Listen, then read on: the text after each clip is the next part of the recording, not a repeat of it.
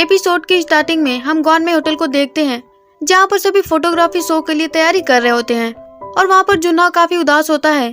तो वो चेनवू से पूछता है कि क्या उसे उसके पार्ट से कोई फर्क पड़ता है। तो इस पर चेनवू से ना बोलती है और तभी उसे एक मैसेज आता है। तो वो खुश होकर सभी को बताती है कि दादाओं ने उनके फोटोग्राफी शो में पार्टिसिपेट करने के लिए हाँ बोल दिया है। अब यहाँ पर आपको बता दें कि दादाओ एक फोटोग्राफर है। तो ये न्यूज सुनकर सभी काफी ज्यादा खुश होते हैं और इमेजिन करने लगते हैं कि दादाओ बहुत ही ज्यादा हैंडसम होगा। तो अब सभी उसके आने की तैयारी करने के लिए चले जाते हैं, जबकि ताइजू उन्हें देखकर स्माइल करता है, जो देखकर चेनवू से पूछती है कि क्या वो दादाओ को जानता है। तो ताइजू से हाँ बोलता है। इस पर चेनवू से कहती है कि शायद वो भी उसकी तरह एक ट्रेवल ब्लॉगर होगा। इस पर ताइजू से मना करता है, जिसके थोड़ी देर बाद फोटोग्राफी शो स्टार्ट होता है और वहाँ पे सारे ट्रेवलर आने लगते हैं। तो गॉनमेई के सारे स्टाफ मिलकर उन्हें फोटोग्राफ के बारे में बताने लगते हैं, जहाँ वो गॉनमेई की अच्छी अच्छी जगहों के बारे में सजेस्ट करते हैं। और तभी उन सभी को रियलाइज होता है कि दादाओ तो फोटोग्राफी शो में आया ही नहीं।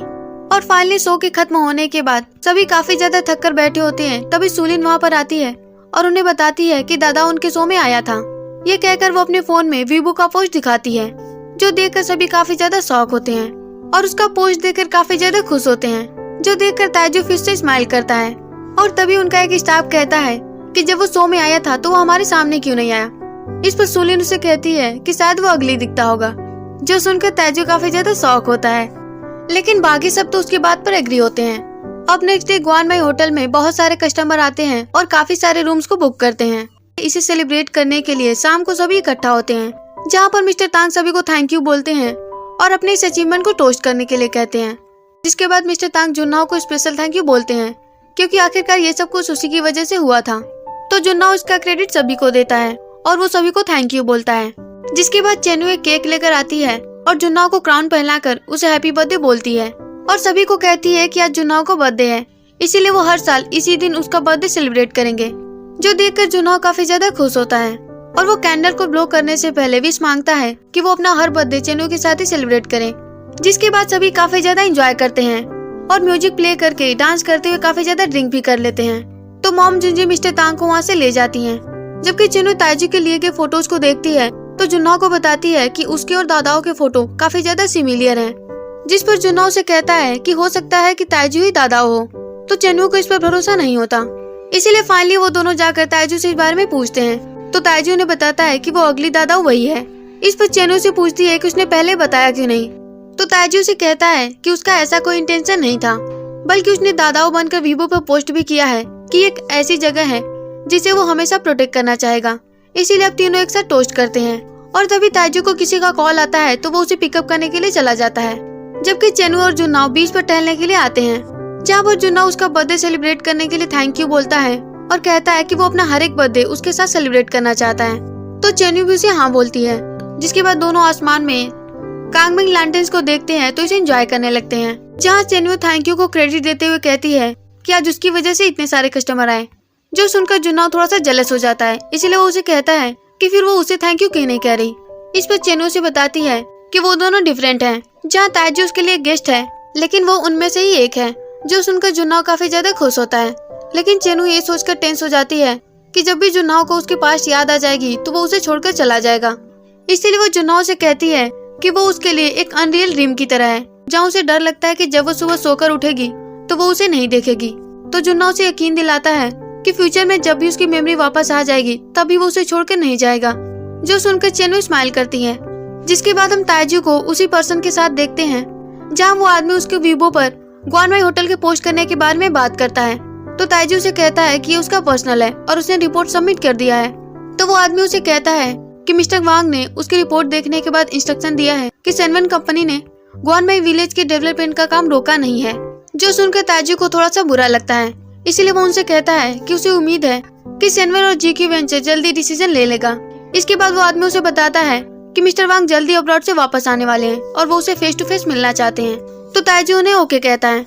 अगले दिन यूनी बोर्ड मीटिंग में सभी को दादाओं का वीबो पोस्ट दिखाती है और बताती है कि शायद वो गॉनमेई विलेज की साइड ले रहा है, इसीलिए उसने ये पोस्ट किया है। जो सुनकर मिस्टर जैंग कहते हैं कि तो शायद इसीलिए मिस्टर वांग जुन्हो से मिलना चाहते थे, क्योंकि व्हाइट डॉल्फिन के खोज के बारे में उन्हें पता चला तो उन्हें दादाओं पर शक हो गया था। इस पर सू उन सभी को कहता है कि उन्हें गॉनमेई प्रोजेक्ट पर काम करना चाहिए और एक प्लान बनाना चाहिए ताकि वो जियो की वेंचर की टेंशन को खत्म कर सके। इस पर मिस्टर जैंग कहते हैं कि अभी तक उन्हें जुन्नाओ का पता नहीं चल पाया है। जो सुनकर यूनी उन्हें कहती है कि जो भी शान करता था अगर वो नहीं कर पा रहे हैं तो वो जीएम के पोस्ट को डिजर्व नहीं करते। सीन ताइजू पर शिफ्ट होता है, जिसके बारे में ये जानने के बाद कि वही दादाओ है। गॉनमेई होटल के सारे स्टाफ उसे अच्छे से ट्रीट करने लगते हैं और उसकी काफी केयर करते हैं। वही हम चेनवू को देखते हैं जो कि जुन्नाओ के लिए टिफिन पैक कर रही होती है और तभी मॉम जुंजू वहाँ पर आती हैं तो उससे पूछती हैं कि वो ये किसके लिए पैक कर रही है।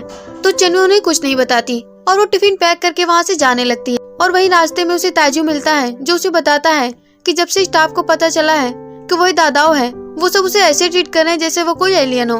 जो सुनकर चेनवू स्माइल करती है, जिसके बाद ताइजू से आइसक्रीम खाने के लिए ऑफर करता है, जिसके बाद दोनों आइसक्रीम खाने लगते हैं। जहाँ ताइजू से पूछता है कि क्या तांगो सच में उसका कजिन है, तो चेनवू से सारी बात बता देती है कि उसने उसे कार से हिट कर दिया था, जिसकी वजह से उसकी मेमोरी लॉस हो गई।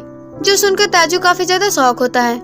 इस पर चेनवू से कहती है कि उसे ये लग रहा होगा कि वो बहुत ही बुरी लड़की है। जिस पर ताइजू से पूछता है कि क्या उससे फर्क पड़ता है कि वो उसके बारे में क्या सोचता है। इस पर चेनवू से कहती है कि हाँ उसे पड़ता है क्योंकि वो उसका फ्रेंड है। जो सुनकर ताइजू से कहता है कि उसे ये सुनकर खुशी हुई। अब फाइनली आइसक्रीम खत्म करने के बाद वो वहाँ से जाने लगती है तो देखती है कि उसका कार स्टार्ट नहीं हो रहा। इसीलिए ताइजू से अपने कार की कीज ऑफर करता है, जिसे चेनवू पहले लेने से मना कर देती है, लेकिन उसके काफी ज्यादा इंसिस्ट करने पर वो उसकी कार लेकर चली जाती है। जब वो गॉनमेई होटल पहुंचती है तो वो वहाँ पर अपने क्लासमेट दाई एनफेन से मिलती है, जो कि अपने अमीर बॉयफ्रेंड के साथ आई होती है, जो कि उससे मिलते ही चेनवू की ड्रेसिंग सेंस और उसके जॉब का मजाक उड़ाने लगती है। वही उसका बॉयफ्रेंड से पूछता है कि ये कार तो काफी महंगी लगती है, ये उसके पास कहाँ से आई। इस पर चेनवू से कहती है कि उसे क्या लगता है कि क्या वो कोई महंगी कार नहीं खरीद सकती। अब जब उसकी क्लासमेट उसके बॉयफ्रेंड के बारे में पूछती है तो चेनवू से बता देती है कि उसका एक बॉयफ्रेंड है जो कि काफी ज्यादा रिच है। और तभी जुन्नाओ वहाँ पर आता है जो कि उनकी बातें सुनने लगता है, जबकि चेनवू से आगे कहती है कि उसका बॉयफ्रेंड बहुत ही ज्यादा काइंड है और हमेशा उसकी हेल्प करता है, बल्कि वो तो इस आइसलैंड का हीरो है। जो सुनकर जुन्नाओ काफी ज्यादा खुश होता है क्योंकि उसे लगता है कि वो उसके बारे में बात कर रही है। लेकिन चेनवू अपनी क्लासमेट से आगे कहती है कि ये जो कार वो देख रही है ये उसे उसके बॉयफ्रेंड ने दी है और उसने उसे ऐसे कई सारी विला की कीज दे रखी है। जबकि उसकी क्लासमेट चेनवू को रीयूनियन पार्टी में इनवाइट करती है और वहाँ से चली जाती है। तो अब हार्ट ब्रोकन होकर जुन्नाओ अंदर आता है और अपना गुस्सा स्टाफ पर निकालने लगता है। जहाँ वो सूलिन को मेकअप करते हुए देखता है तो वो उसे काम पर ध्यान देने के लिए कहता है।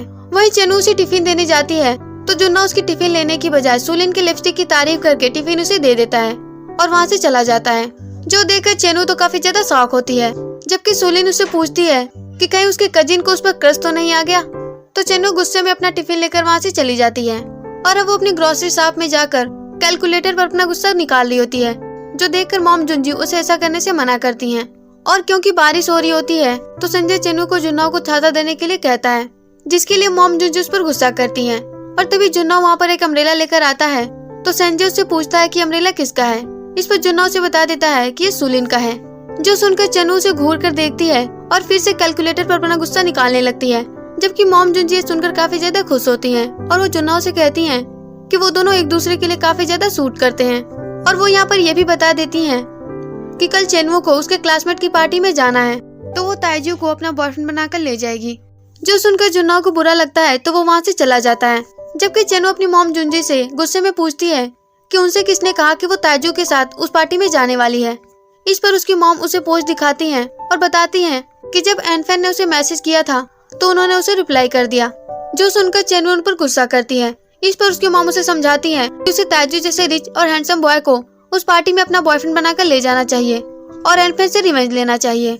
लेकिन चेनवू उनकी बात सुने बिना ही गुस्से में वहाँ से चली जाती है, जबकि मॉम जुंजी नेक्स्ट डे ताइजू के पास जाती हैं और उसे सारी बात बताकर उसे पार्टी में साथ जाने के लिए कहती हैं। लेकिन ताइजू उन्हें बताता है कि उसकी तो एक इम्पोर्टेंट मीटिंग है, इसीलिए मॉम जुंजी ये बात चेनवू को बताती हैं और उसे जुन्नाओ के साथ जाने के लिए सजेस्ट करती हैं। जिस पर चेनवू उन्हें कहती है कि वो तो रिच नहीं है, तो उसकी मॉम उसे समझाती हैं कि एनफेन ने ताइजू को नहीं देखा है तो वो जुन्नाओ को ही ताइजू के रूप में पेश करे। तो अब ये आइडिया चेनवू को भी पसंद आता है। वही हम जुन्नाओ को देखते हैं जो कि सूलिन के पास कुछ काम करने के लिए जाता है तो सूलिन उसे जुन्नाओ की फोटो दिखाते हुए कहती है कि ये बंदा तो बिल्कुल तुम्हारी तरह दिखता है। वो यहाँ पर उसे ये भी बताती है कि ये सैनविल कंपनी का जीएम है जो कि बहुत ही ज्यादा रिच है। तो जुन्नाओ उस फोटो को देखने के बाद जुन्नाओ के बारे में रिपोर्ट मांगता है तो सूलिन उसे रिपोर्ट देकर सारी बातें बताती है और उसे बताती है कि वो अपनी एंगेजमेंट पार्टी को छोड़कर किसी सीक्रेट मिशन पर अब्रॉड चला गया, जिसके बाद मिस्टर जैंग वहाँ के जनरल मैनेजर बन गए। और तभी वहाँ पर चेनवू आती है, तो उन दोनों को साथ में देखकर वो थोड़ी सी जेलस हो जाती है। इसीलिए वो जुन्नाओ को अपने साथ बात करने के लिए बाहर बुलाती है, जहाँ उसे सारी सिचुएशन बताने के बाद उस पार्टी में उसका बॉयफ्रेंड बन के जाने के लिए कहती है। तो जुन्नाओ इसके लिए एग्री हो जाता है, जो सुनकर चेनवू काफी ज्यादा खुश होती है और उसे कहती है कि उसे ताइजू की तरह ड्रेसअप होकर उस पार्टी में जाना है। जो सुनकर जुन्नाओ को काफी बुरा लगता है, इसीलिए वो उसकी हेल्प करने के लिए मना कर देता है, जिस पर चेनवू उसे काफी ज्यादा समझाती है। और जब वो नहीं मानता तो वो उसका डेब्ट पे करने के लिए उसे पैसे भी ऑफर करती है। जो सुनकर जुन्नाओ को गुस्सा आता है, तो वो उसे कहता है कि उसे क्या लगता है कि पैसों से सब कुछ खरीदा जा सकता है। ये कहकर वो हेल्प करने के लिए मना कर देता है, जिस पर चेनवू से पूछती है कि वो उसकी हेल्प क्यों नहीं करना चाहता। तो जुन्नाओ उसे बताता है कि वो उसकी हेल्प करना चाहता है, लेकिन तब जब वो उसे उसकी खुद की आइडेंटिटी के साथ एक्सेप्ट करे, और क्योंकि वो रिच नहीं है तो उसे हेल्प के लिए किसी और को पूछना चाहिए। ये कहकर वो चला जाता है। सीन घर पे शिफ्ट होता है, जहाँ जुन्नाओ खुद की फोटो ही देख रहा होता है, और तभी वहाँ पर संजय आता है, जो कि उससे पूछता है कि वो उसकी सिस्टर के क्लासमेट पार्टी में ताइजू की तरह ड्रेसअप होकर क्यों नहीं जाना चाहता। तो जुन्नाओ से बताता है कि वो रिच नहीं है, इसीलिए वो ऐसा होने का प्रिटेंड नहीं करना चाहता। जिस पर संजय चेनवू के बारे में बताता है कि जब वो हाई स्कूल में थी तब वो माइक नाम के बंदे को पसंद करती थी। तो उसकी फ्रेंड एनफेन ने कहा कि माइक भी उसे पसंद करता है, इसीलिए फाइनली उसने माइक को एक पार्टी में प्रपोज करने का डिसाइड किया, जहाँ पर माइक ने उसे डांस करने के लिए ऑफर किया, और डांस करने के बाद चेनवू ने उसे प्रपोज कर दिया। लेकिन माइक ने तो उसे रिजेक्ट कर दिया, और तभी से उसके क्लासमेट उसे क्लमसी डांस क्वीन कहते हैं। और ये कहने के बाद वो चेनवू की डायरी भी उसे पढ़ने के लिए देता है, और वो उसे बताता है कि इन्हीं सारी वजहों से चेनवू एक रिच मैन से शादी करना चाहती है, और उसकी मॉम जुंजी ने भी ताइजू को उसके पार्टनर के रूप में सेलेक्ट किया है। लेकिन फिर भी उसे लगता है कि जुन्नाओ के पास एक अच्छा चांस है, इसीलिए उसे ट्राई करना चाहिए। उसके पास एक अच्छी अपॉर्चुनिटी है चेनवू के क्लोज जाने का। ये कहकर वो सोने के लिए चला जाता है। वही हम चेनवू को देखते हैं, जो कि ताइजू से पूछने पर काफी अपसेट वॉइस में उसे पार्टी के बारे में बता रही होती है, और कहती है कि पार्टी में सच में उसका मजाक बनने वाला है। तो ताइजू से पूछता है कि कैसा मजाक। इस पर चेनवू से वही स्टोरी बता देती है कि वो हाई स्कूल में माइक को लाइक करती थी, जहाँ पर चेनवू फाइनली डिसाइड कर लेती है कि वो क्लासमेट पार्टी में जाने के बाद सभी को सच बता देगी कि उसका कोई भी रिच बॉयफ्रेंड नहीं है। अब अगली सुबह मॉम जुंजी जुन्नाओ को चेनवू के साथ पार्टी में जाने के लिए कहती हैं, लेकिन वो उनकी बात सुने बिना ही चेनवू को एक नजर देखता है और डिलीवरी करने चला जाता है, जिससे मॉम जुंजी काफी परेशान होती हैं। तो चेनवू ने बताती है कि उसने डिसाइड कर लिया है कि वो पार्टी में जाकर सभी को सच बता देगी। तो मॉम जुंजी चेनवू को कुछ बॉक्स और कार कीज देकर कहती हैं कि ये सब कुछ उसे ताइजू ने दिया है। इसके बाद हम पार्टी का सीन देखते हैं, जहाँ पर एनफेन और उसके बॉयफ्रेंड को लग रहा होता है कि चेनवू पार्टी में नहीं आएगी, लेकिन चेनवू तो काफी अच्छे से रेडी होकर स्टाइलिश वे में आती है, जिसे देखकर एनफेन और उसका बॉयफ्रेंड उसके पास जाते हैं, और जब वो उसे अकेला देखते हैं तो उसके बॉयफ्रेंड के बारे में पूछने लगते हैं। तो अब चेनवू उसे सच बताने के लिए जाती है, लेकिन एनफेन सभी के सामने अनाउंस करती है कि देखो हमारी पार्टी में कौन आया है, और वो यहाँ पर उसे क्लमसी डांस क्वीन कहकर उसका काफी ज्यादा मजाक उड़ाती है। और तभी वहाँ पर सू यूनी के साथ आता है, तो उसे देखकर चेनवू छुपने लग जाती है, जबकि एनफेन का बॉयफ्रेंड सू को सॉकर खेलने के लिए ऑफर करता है, और जब सू खेलने जाता है तो वो काफी ज्यादा अच्छा खेलता है, जो देखकर एनफेन का बॉयफ्रेंड उसकी तारीफ करता है। इस पर सू उसे बताता है कि ये सब कुछ तो सान जुन्नाओ की वजह से है, क्योंकि वो सॉकर खेलने आता था तो वो भी उसे देखता था। तो अब जुन्नाओ का जिक्र होता देखकर यूनी उसे बाहर चलने के लिए कहती है, तो सू यूनी के साथ बाहर चला जाता है। जिसके बाद हम ताइजू को मिस्टर वांग के साथ मीटिंग करते हुए देखते हैं, जहाँ वो गॉन में विलेज के प्रोजेक्ट के बारे में बात करते हैं। तो ताइजू ने बताता है कि कुछ ही दिनों में उसे पता चल गया कि गॉन में विलेज कितना अच्छा है, और वो गॉन में विलेज की तारीफ करके उसे डेवलप करने का प्रोजेक्ट बंद करने के लिए कहता है। तो मिस्टर वांग उसकी बातें सुनने के बाद उसे हाँ बोलते हैं और उसे साथ में डिनर करने के लिए पूछते हैं, लेकिन ताइजू ने ये कहकर मना कर देता है कि उसका एक अपॉइंटमेंट है। जिसके बाद वो टैक्सी लेकर क्लासमेट पार्टी के लिए जाने लगता है, जहाँ टैक्सी वाला टैक्सी काफी धीरे ड्राइव कर रहा होता है, और जब ताइजू उसे फास्ट ड्राइव करने के लिए कहता है तो टैक्सी ड्राइवर ये कहकर मना कर देता है कि सेफ्टी ज्यादा जरूरी है। और हम फिर से पार्टी का सीन देखते हैं, जहाँ पर एनफेन और उसका बॉयफ्रेंड चेनवू के पास जाकर उसे परेशान करने लगते हैं, और फिर से उसके बॉयफ्रेंड के बारे में पूछने लगते हैं। तो अब वो सच बताने वाली होती है कि तभी जुन्नाओ फ्लावर बुके लेकर अपने पुराने स्टाइल में वहाँ पर आता है, और सभी को बताता है कि वो उसका बॉयफ्रेंड है, जो देखकर चेनवू काफी ज्यादा खुश होती है। जहाँ उन दोनों के इंट्रोडक्शन के समय हमें पता चलता है कि एनफेन का बॉयफ्रेंड कोई और नहीं बल्कि माइक है, जिसे कि चेनवू पसंद करती थी। अब जब जुन्नाओ अपना नाम जुन्नाओ बताता है तो माइक को याद आता है कि सू ने उसे कहा था कि वो जुन्नाओ की वजह से ही सॉकर खेलना सीख पाया है, इसीलिए वो उसे भी सॉकर खेलने के लिए चैलेंज करता है, क्योंकि उन्हें लग रहा होता है कि जुन्नाओ असल में जुन्नाओ है ही नहीं, वो तो झूठ बोल रहा है। वही चेनवू जुन्नाओ को इस बात के लिए डांट रही होती है कि वो जुन्नाओ बनकर क्यों आया है। अगर किसी को उसकी आइडेंटिटी पर शक हो गया तो क्या होगा। तो जुन्नाओ और माइक दोनों सॉकर खेलने लगते हैं, जहाँ पर एक लड़की बताती है कि उसकी फैमिली डिजाइनर है और जुन्नाओ की सूट उन्होंने ही डिजाइन की है। उनके डिजाइन करने का एक अलग तरीका है, क्योंकि वो जुन्नाओ की ड्रेस डिजाइन करते समय उसके ड्रेस पर एस का मार्क लगा देते हैं। तो एनफेन भी उस एस का मार्क देखती है। जबकि जुन्नाओ गेम को जीत जाता है तो सभी उसकी काफी ज्यादा तारीफ करते हैं। वही माइक एनफेन से कहता है कि उसे पता है कि उसकी तो एक ऑलरेडी गर्लफ्रेंड है, जिसकी उसके साथ मैरिज होने वाली थी, तो फिर चेनवू उसकी गर्लफ्रेंड कैसे हो सकती है। इसीलिए अब एनफेन उन दोनों की स्टोरी पूछने लगती है कि वो दोनों पहली बार कैसे मिले। तो जुन्नाओ से बताता है कि एक बार जब वो शिप में जा रहा था तो वो शिप के पलटने की वजह से पानी में डूबने लगा। तो चेनवू ने उसे बाहर निकाला और उसे सीपीआर दिया और उसके उठने के बाद उसे कहा कि उसने उसकी वजह से अपनी फर्स्ट किस खो दी, इसीलिए उसने भी उसे किस कर दिया और तभी से उनकी लव स्टोरी की शुरुआत हुई, जिससे एनफेन को काफी ज्यादा गुस्सा आता है। इसीलिए वो चेनवू की डांस और प्रपोजल का वीडियो पब्लिकली चलाने के लिए जाती है। तो माइक उसे ये कहकर मना कर देता है कि उसके डैड की कंपनी सैमुअल के साथ कोऑपरेट करती है, इसीलिए उसे जुन्नाओ से नहीं उलझना चाहिए, नहीं तो इसका इफेक्ट उसके डैड की कंपनी पर भी जाएगा। वही हम जुन्नाओ और चेनवू को देखते हैं, जहाँ पर चेनवू जब केक खा रही होती है तो केक उसके फेस पर भी लग जाता है, जिसे कि जुन्नाओ अपने हाथों से वाइप करने के बाद उसे सबके सामने किस कर देता है। लेकिन अनलकली उन दोनों को किस करते हुए ताइजू भी देख लेता है, इसीलिए वो हार्ट ब्रोकन होकर वहाँ से चला जाता है। जिसके बाद जुन्नाओ और चेनवू दोनों कार से वापस आ रहे होते हैं, जहाँ पर चेनवू से कहती है कि उसने अपने प्रिंस चार्मिंग के बारे में सोचा था कि वो काफी रिच होगा, लेकिन उसने ये कभी नहीं सोचा था कि वो इस तरह से होगा। इस पर जुन्नाओ से कहता है कि वो प्रिंस चार्मिंग के सूट में एक फ्रॉग है। तो चेनवू से बताती है कि उसने सपना पहले भी देखा था, जहाँ वो फर्स्ट एपिसोड में देखे गए सपने के बारे में बात कर रही होती है। जिसके बाद जुन्नाओ चेनवू को इंचेंटेड फॉरेस्ट में लेकर जाता है और जब चेनवू वहाँ का डेकोरेशन देखती है तो वो उसे काफी ज्यादा पसंद आता है।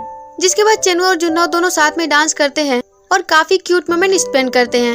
और डांस के खत्म होने के बाद जुन्नाओ चेनवू को फेरिस व्हील पर घुमाने के लिए ले जाता है, जिसे देखकर चेनवू काफी ज्यादा एक्साइटेड होती है। और यहाँ पर उसे पता चल जाता है कि जुन्नाओ ने उसकी डायरी पढ़ ली है, तो वो उस पर गुस्सा करती है।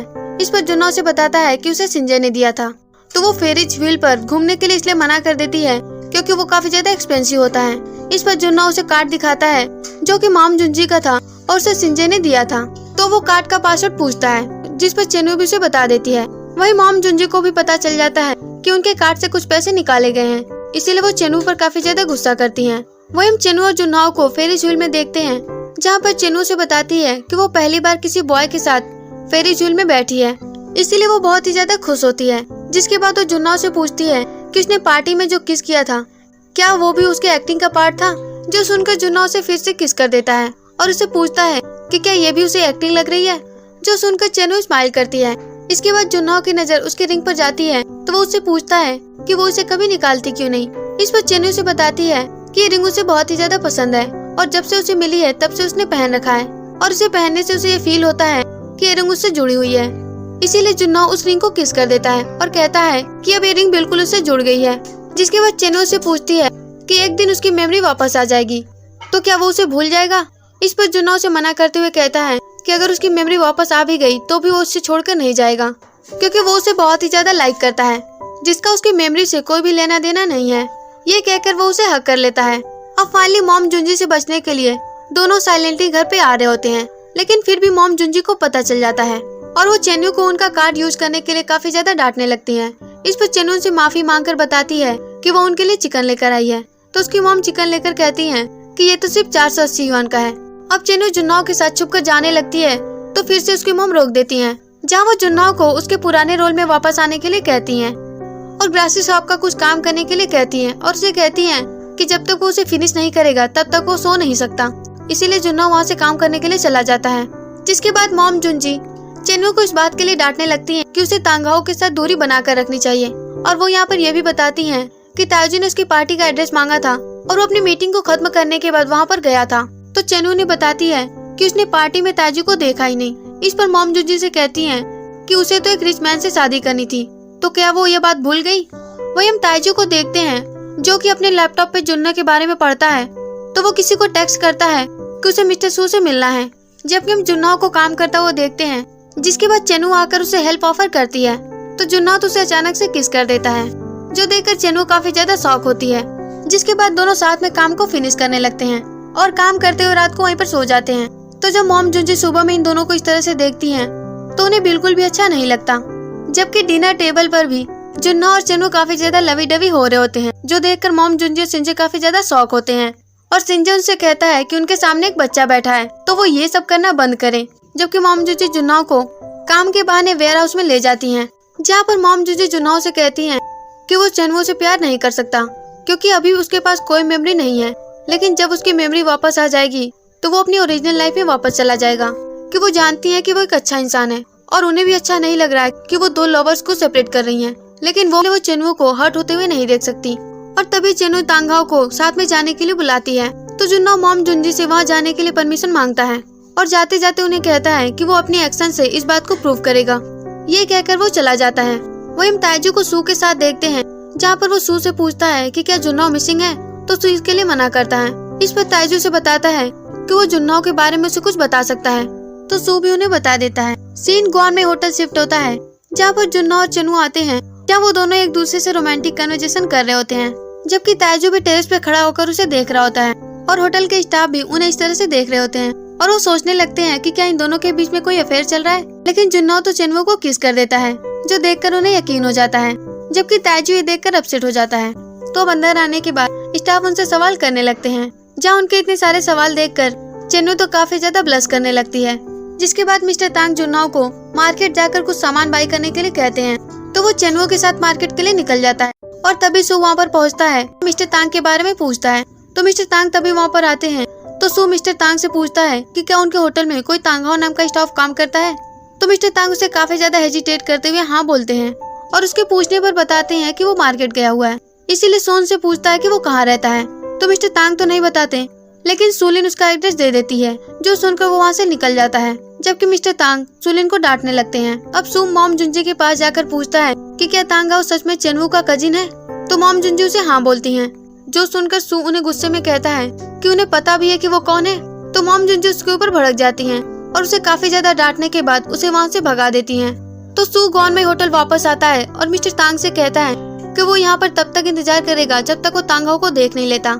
इसीलिए मिस्टर तांग जुन्नाओ को मैसेज करने वाले होते हैं, लेकिन सू उनका फोन यूज करने के लिए मांग लेता है। तो काफी ज्यादा डरते हुए मिस्टर तांग उसे अपना फोन दे देते हैं और सू तो तांगहाओ को कॉल कर देता है, लेकिन वो तो कॉल पिकअप ही नहीं करता, जो देखकर मिस्टर तांग काफी ज्यादा रिलीफ महसूस करते हैं और वो वहाँ से जाने लगते हैं। तो सू उन्हें भी उनके साथ वेट करने के लिए कहता है, इसीलिए मिस्टर तांग और सू दोनों तांगहाओ का वेट करने लगते हैं।